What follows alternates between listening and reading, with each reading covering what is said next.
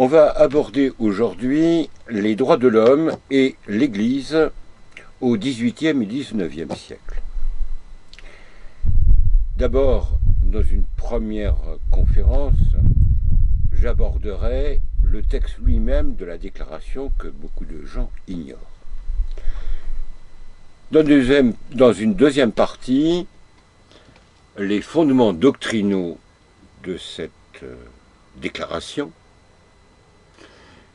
qui est de l'application au champ social du naturalisme ou du libéralisme. Et enfin, la réfutation, d'après le magistère des pontifes romains au XVIIIe et XIXe siècle, de ce texte fameux. Voyons tout d'abord cette fameuse déclaration des droits de l'homme. Ce sont les principes de 89, et on peut dire, sans exagération, que c'est la doctrine de la Révolution. Je lisais il y a quelque temps les mémoires d'un évêque français se rendant à Rome au temps de Pie IX. Il rencontre un de ses confrères, et lors d'une conversation, il dit à celui-ci « Bon, les principes de 89, nous en vivons ». Son confrère lui répliqua plutôt « Hélas, nous en mourons ». Nous en vivons. C'est-à-dire qu'ils ont pénétré partout. La législation, les usages, les mentalités.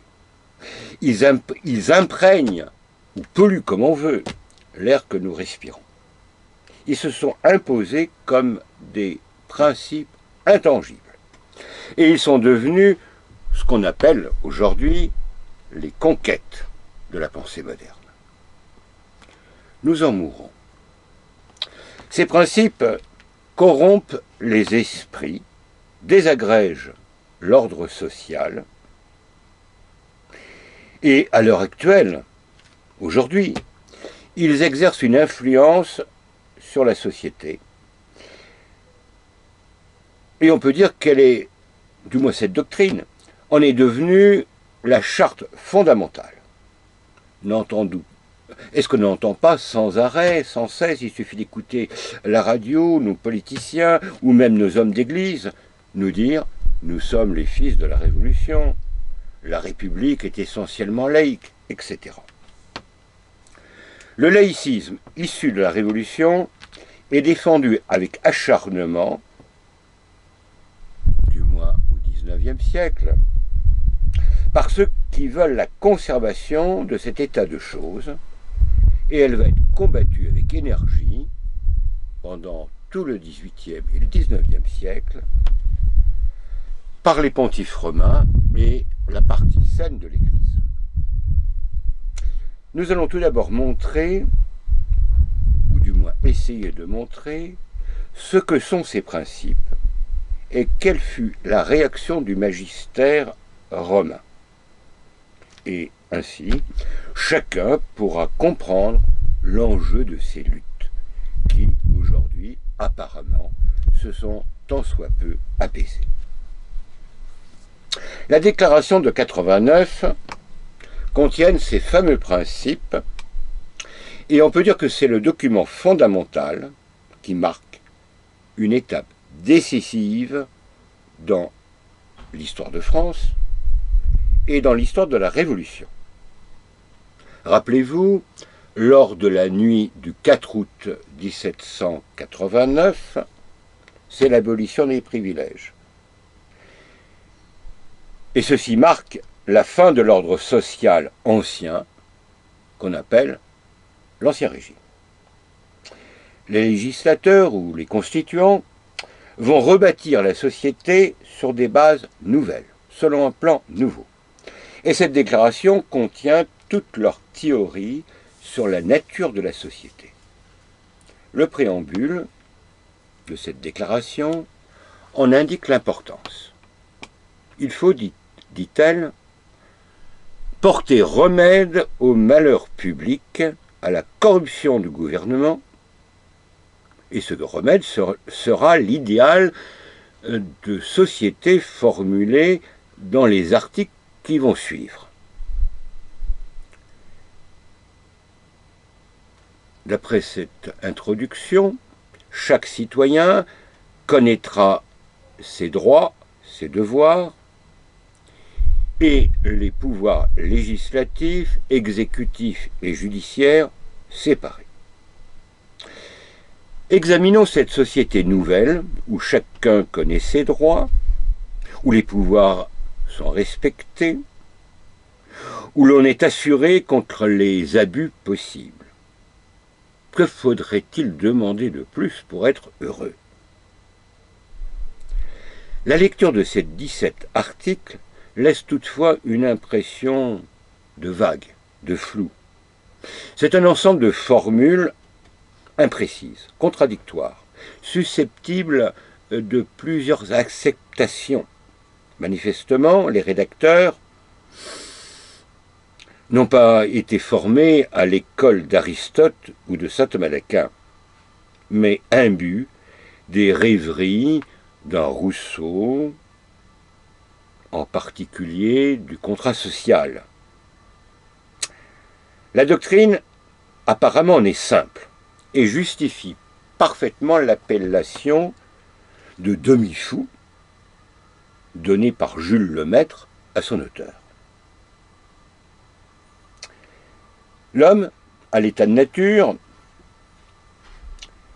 vivait en solitaire dans les forêts et jouissait d'une indépendance absolue à l'âge d'or.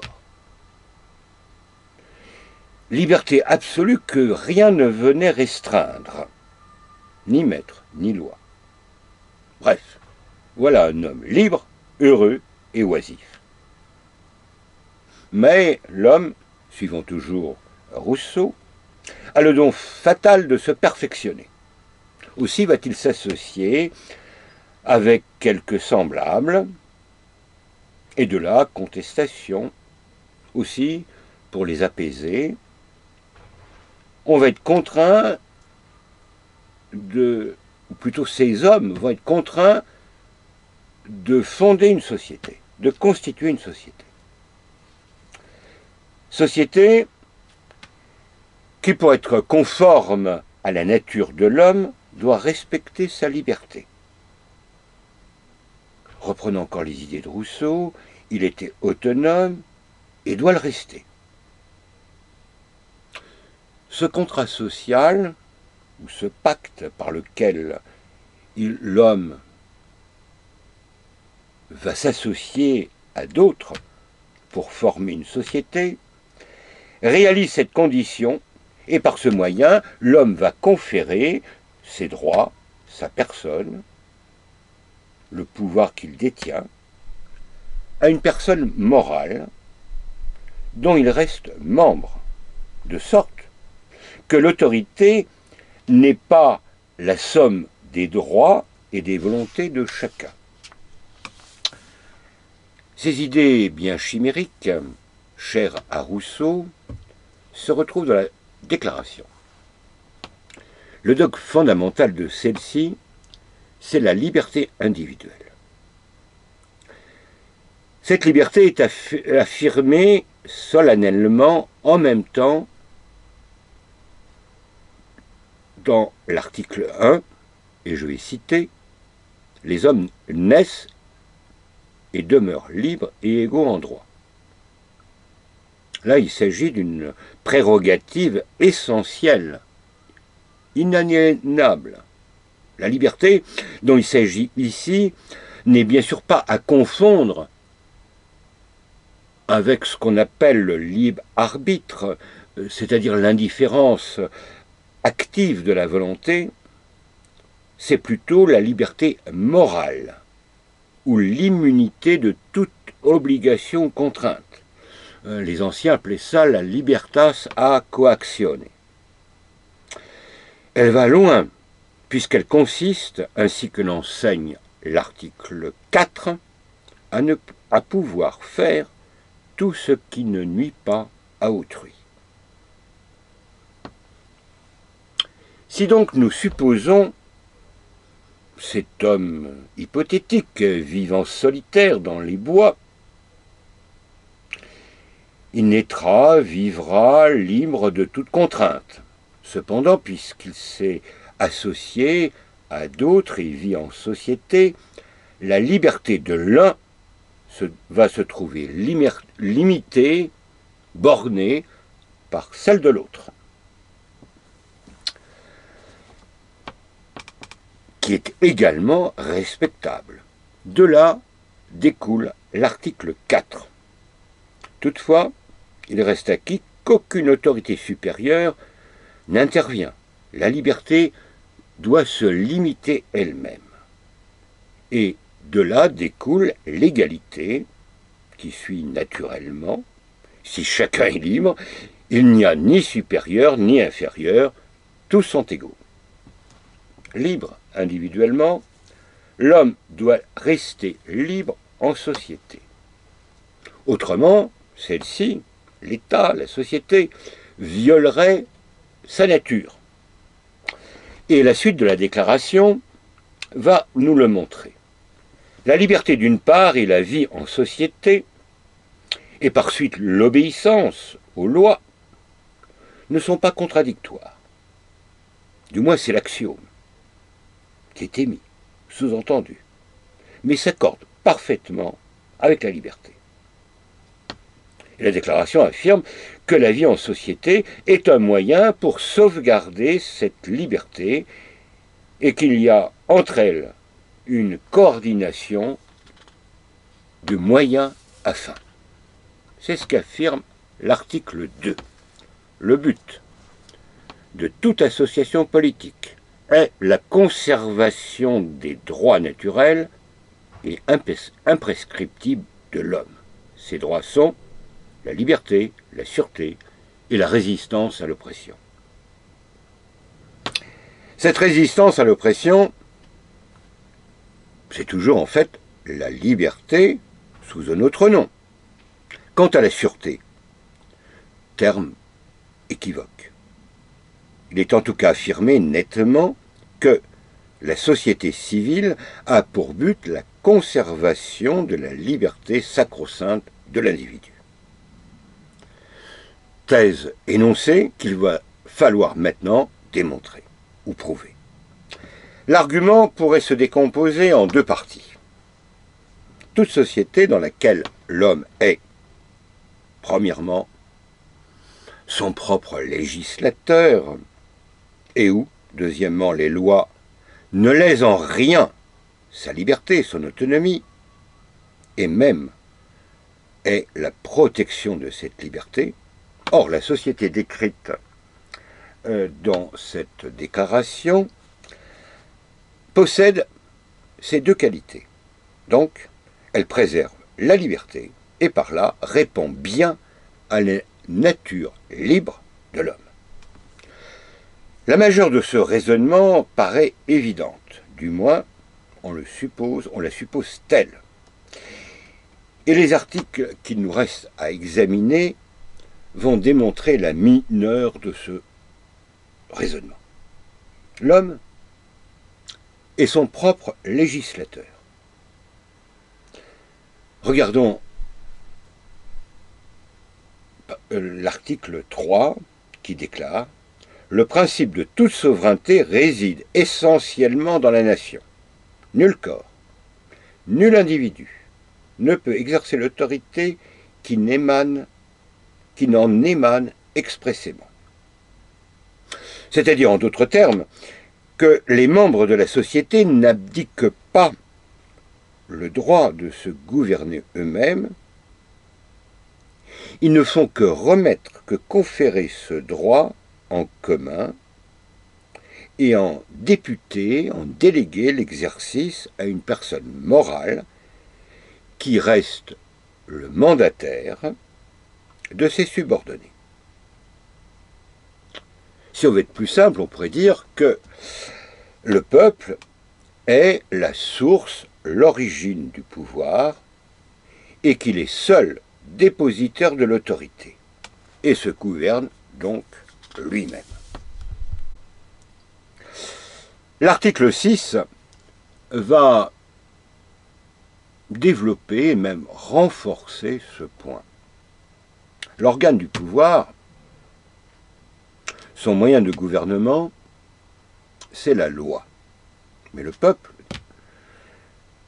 en est détenteur, et détenteur de l'autorité, et est le seul législateur. Et voilà ce que déclare ce texte. La loi est l'expression de la volonté générale. Les citoyens ont le droit de concourir personnellement ou par leurs représentants à sa formation. Puis suit l'affirmation de l'égalité des citoyens devant la loi. La première partie de la mineure établie, il reste à prouver la seconde. La loi, par son origine, ne trouble pas la liberté. C'est ce que dit l'article 4. Et cette liberté, dit cette même déclaration, consiste à pouvoir faire tout ce qui ne nuit pas à autrui. Or, justement, d'après l'article 5, la loi n'a le droit de défendre que les actions nuisibles à la société. En d'autres termes, ce qui la gêne dans la poursuite de sa fin, qu'est la liberté. La loi ne peut donc interdire que ce qui gêne, qui lèse la liberté d'autrui. C'est l'indépendance totale de l'homme. Et je cite à nouveau le texte. Tout ce qui n'est pas défendu par la loi ne peut être empêché, et nul ne peut être contraint de faire ce qu'elle n'ordonne pas. La loi n'a donc pas d'autre rôle que d'assurer l'exercice de cette liberté, de la liberté de chacun, contre des attaques venant de l'extérieur, d'ailleurs.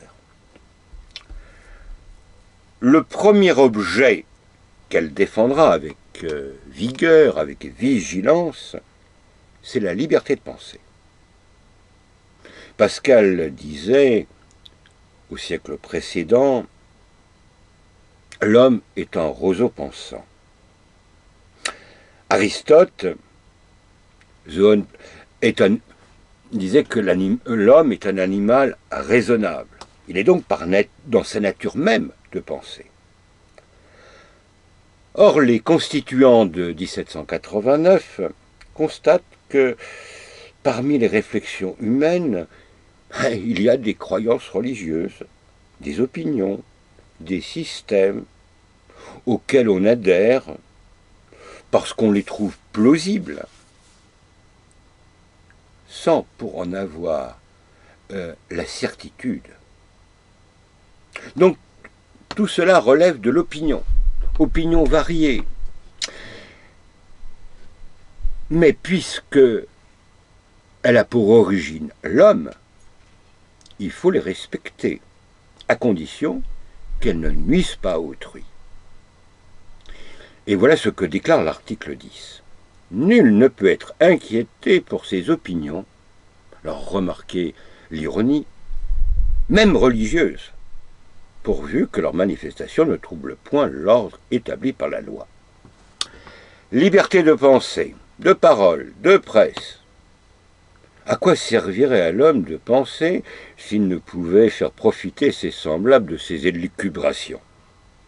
Aussi, l'article 11 poursuit « La libre communication des pensées, des opinions, est un droit les plus précieux de l'homme, et tout citoyen peut parler, écrire, imprimer librement, sauf à en répondre de l'abus de cette liberté dans les cas déterminés par la loi. » Enfin, les articles 7, 8 et 9 traitent de l'impôt, dont la fin, toujours dans le langage rousseauiste, est l'utilité publique. Chacun y participe librement. Bref, ce contribuable paye, mais c'est librement qu'il le fait. Et pour terminer, nous sommes avertis que toute société dans laquelle la garantie des droits n'est pas assurée, ni la séparation des pouvoirs déterminée, n'a point de constitution. Article 21. Ceci, bien sûr, s'adresse à la monarchie branlante, qui va bientôt disparaître, et dans laquelle, à cause de la violation de leurs droits, les hommes étaient soi-disant malheureux, comme l'affirme le préambule. Sans doute parce que les constituants étaient des bourgeois, des possédants, des propriétaires terriens, ils déclarent, sans le prouver, que la propriété est un droit inviolable et sacré. Article 17. Sans prendre même la peine de nous expliquer comment c'est une distinction sociale fondée sur l'utilité publique. Pour ces constituants, il n'y a plus qu'à l'appliquer, la mettre en pratique. Et grâce à cette déclaration, on reviendra à l'âge d'or. Une ère nouvelle s'ouvre pour l'humanité, affranchie, émancipée, où l'homme pourra s'épanouir librement.